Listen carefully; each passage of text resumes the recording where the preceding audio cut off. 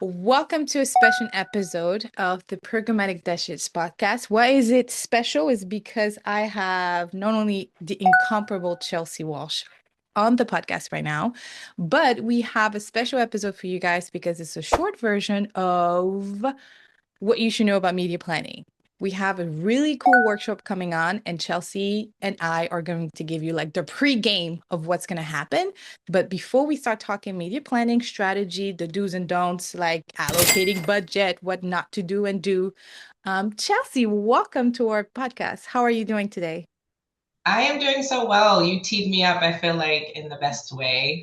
Incomparable is such a huge word. I feel like now I'm going to definitely have to meet the bar that No you said pressure. incomparable.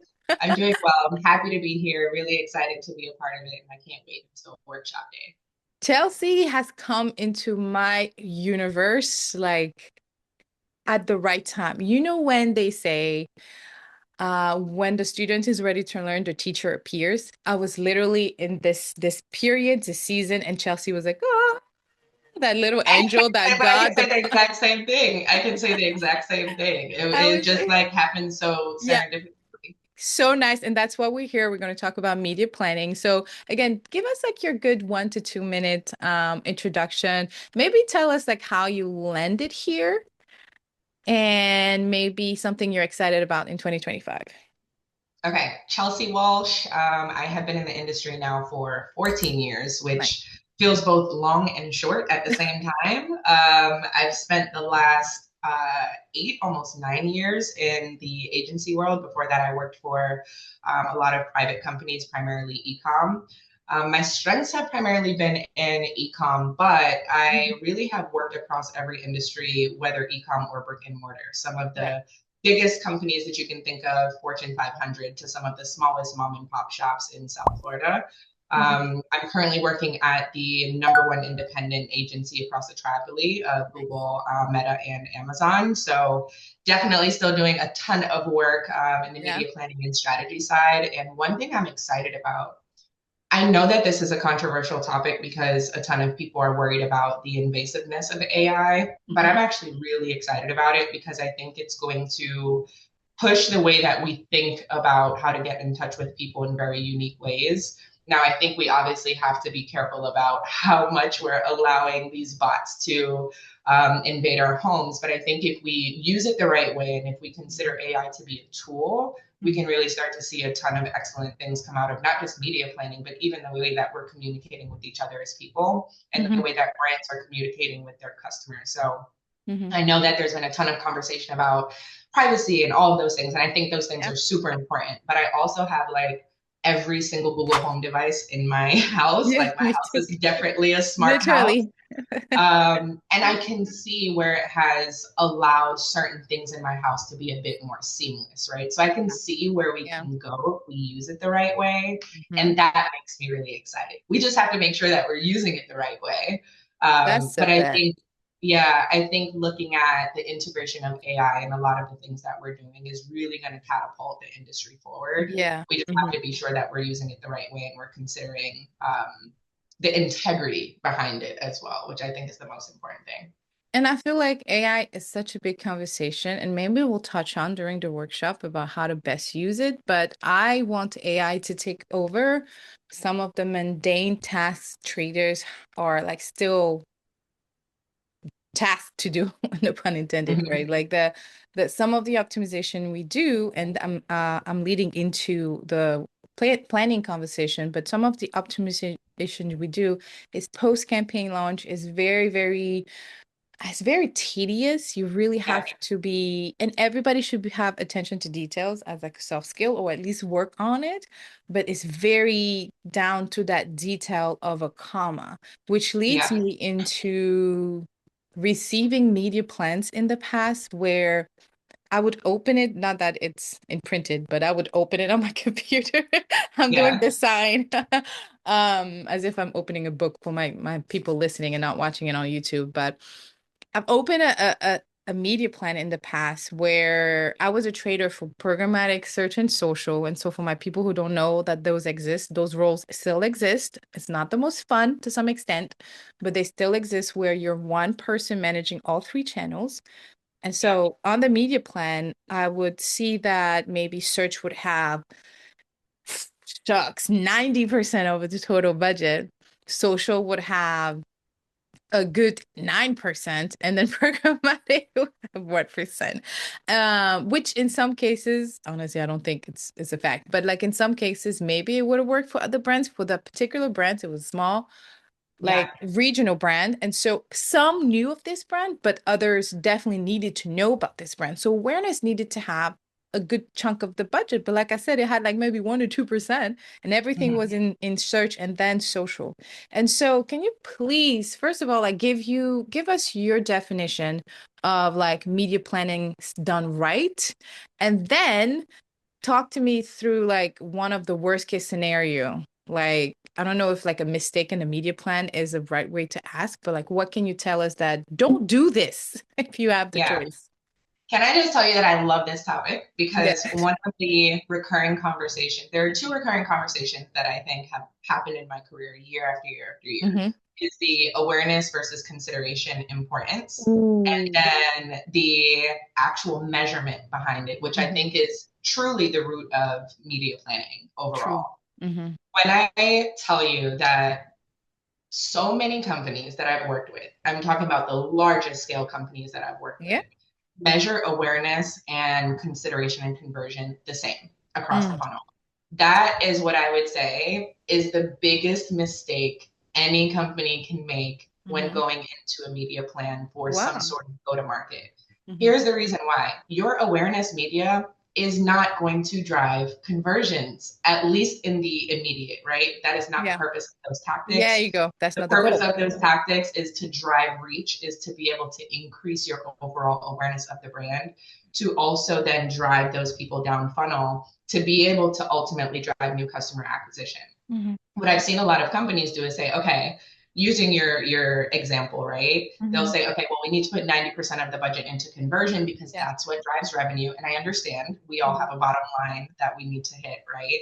Yeah. That's what drives revenue. And then the remainder of it we'll put into mid to upper funnel. And then to your point, programmatic or awareness driving tactics only get 1 to 2%. Yeah. The problem with that is that while you have immediate revenue, let's say from all of the conversion drivers that you have in that 90%, you Mm-hmm. have the immediate revenue, you're meeting your bottom line, your brand is not going to grow because you're not actually finding any new customers the way that your media plan is being built, because you're also judging the awareness portion of the funnel in the same way as you are the conversion portion of the funnel. That's a fact. We That's a have to get to a point where measurement is so intuitive that we're strategically building the media plan based on the purpose and the objective of the channels that you're using. So, for instance, in awareness, if we're talking about KPIs that are important to look at how it's impacting the overall media program or the overall funnel, your awareness KPIs really should be looking at what are my CPMs?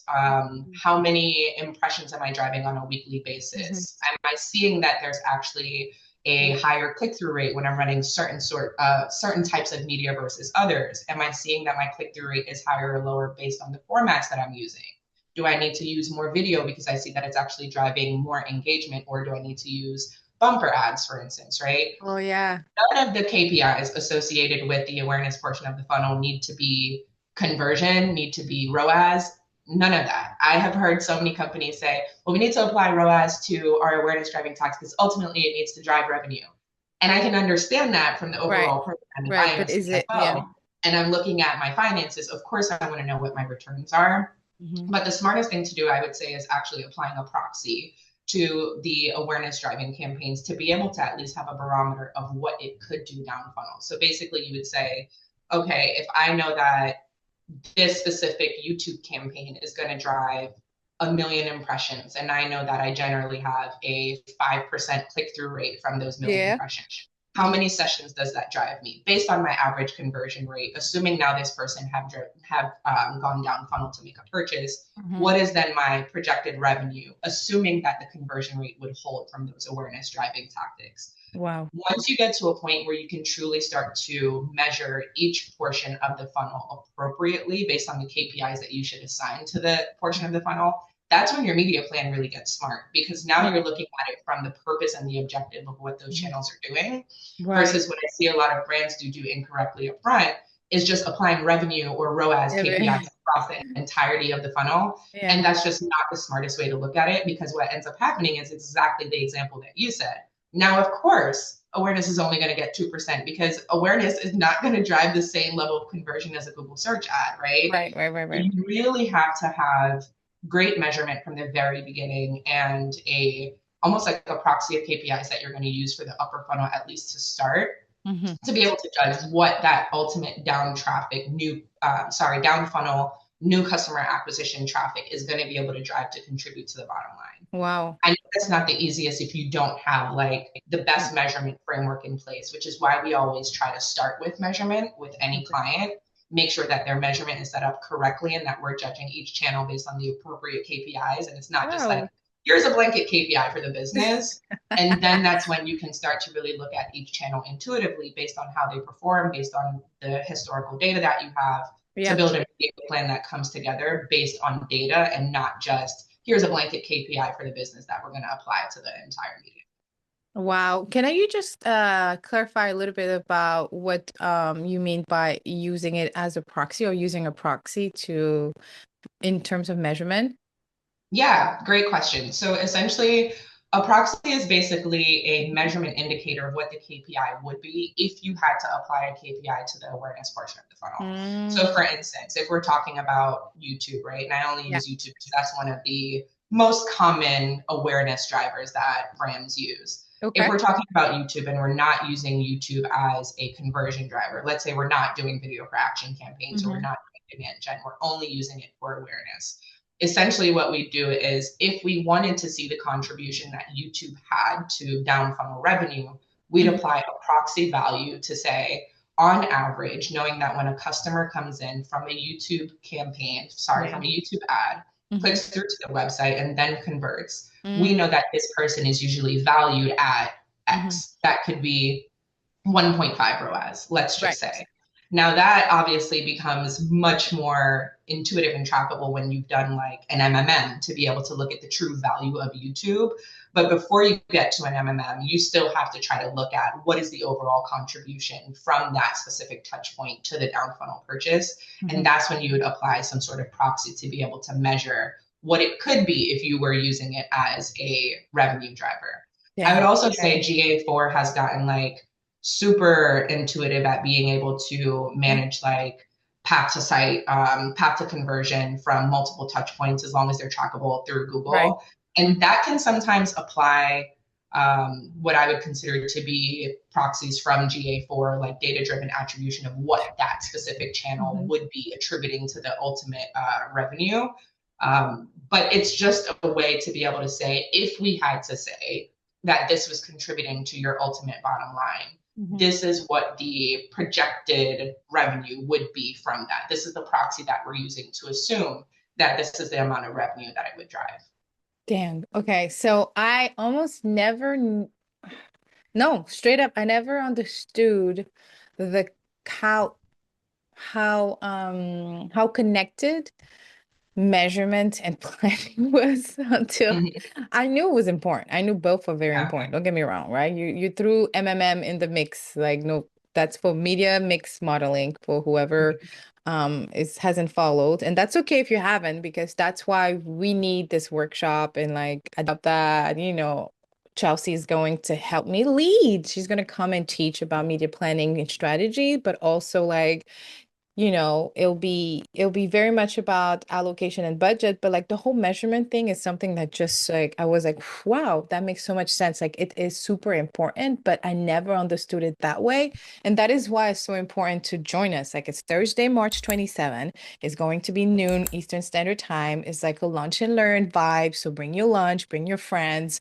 For all my friends that are in Singapore and Australia that want to join, but might be in the middle of the night for y'all. It will be Bring recorded. your dinner. Yeah, bring dinner or your midnight snacks. I don't know which one, but at least it'll be recorded for you. And as always, if you join the sign up, you'll be added into the email list right away. You'll have information about our sponsors and about Chelsey and how to continue connecting with her after the workshop. But I wanted you to maybe talk real quick about two soft skills in terms of because like let me take a step back. Like what you just pour, I feel like we need to deconstruct Mm, sentence by sentence. That's how much gem you said, like how much knowledge and wisdom you just poured into the people. I don't know if they understood half of it yet, but at least they have the podcast to go back to. But like I want to maybe wrap it up because this is pre-game.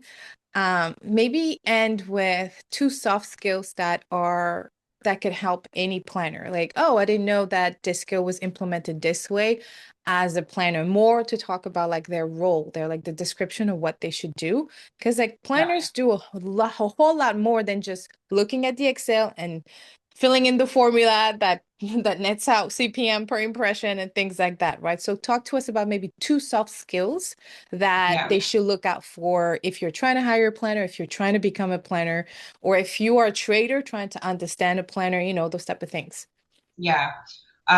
Firstly, you really hype me up, Ellen, with the gems. I feel like you just hype me up all the time. No, I really I appreciate was like this the whole time, like, damn, I should be taking and notes. your I got comment on, people might not even understand what I'm saying yet. I Mhm. promise you will on March 27th. We will go Yeah, from like the very for sure. basic definitions through to the For sure. most, full of media planning. Hmm. Two soft skills that I would say are super important when it comes to looking for the right media planners. The first I would say is proactivity.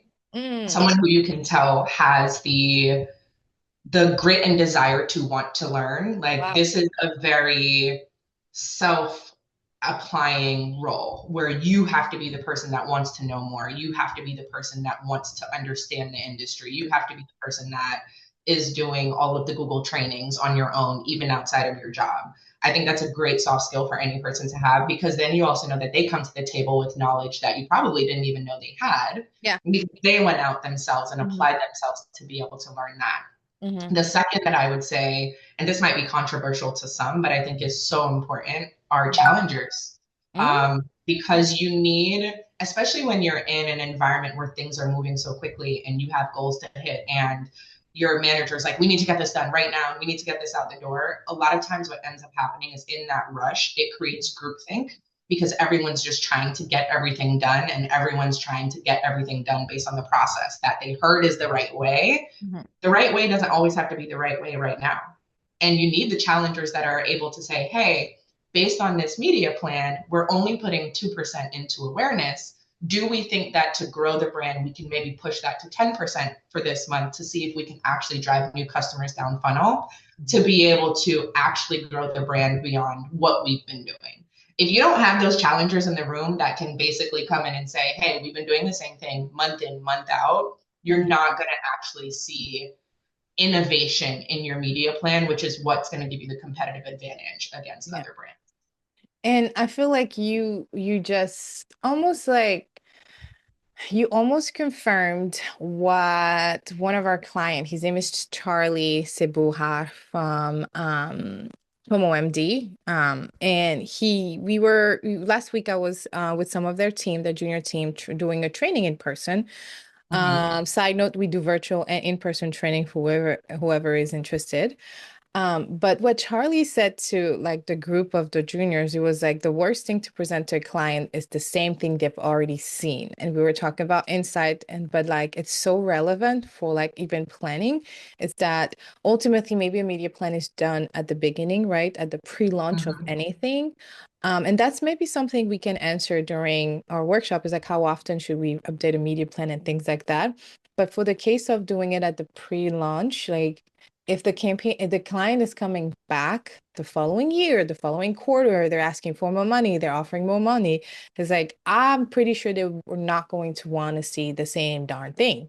And Yeah, so and there are cases where you're always going to have some level of consistency. So don't mistake the prospecting, retargeting, awareness, retention, loyalty type of, that's not what I'm talking about. I'm talking about yeah, like if the same thing is happening and you're not extending and but and presenting it to a client something new, the new yeah, I think it's eventually it can and look bad on us like we're not expert enough, we're not challenger enough, and so yeah, that starts within the team. Is like pushing to ask the why, pushing to say, well, wait a minute, no, that does not make sense for me. But based on what I'm seeing, should we expand here? Should we test here and there? Like all of those things can come across. And also, I always believe that it's not what you say and how we say it is like the Yeah. oldest trick in the game. Like your mama probably told you this, your grandmama probably told you this. Like, don't talk to me this way. I know I was wrong, but I'm the adult. Yeah. You gotta watch how you talk to me. But at the same time, it's like what you're saying is important. Does not Mhm. matter your status, your level, your expertise. It is very important. But for anyone in this game, like everybody can be sensitive at times. So you just have to approach it the way that they will receive it. Yeah. And that's a beautiful skill. That's a beautiful communication-based skill.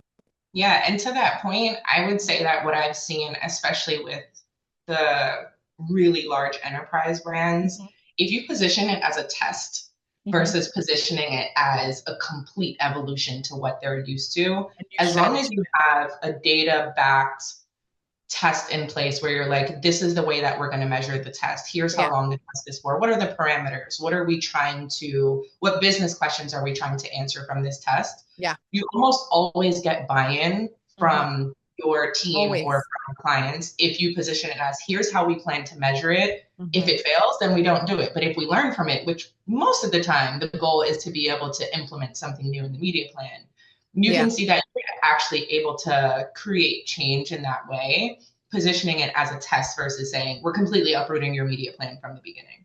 That is so dope. And this is why I'm going to invite everyone listening or watching this on YouTube to join the workshop on March 27. Again, this is 12 p.m., noon Eastern Standard Time. Yes, it will be recorded, but you will have to sign up. Go to the website, my website, ellenparker.com/free workshop. That's HELENE Parker, PARKER.com/free workshop, and you'll have access to a bunch of bonuses as always.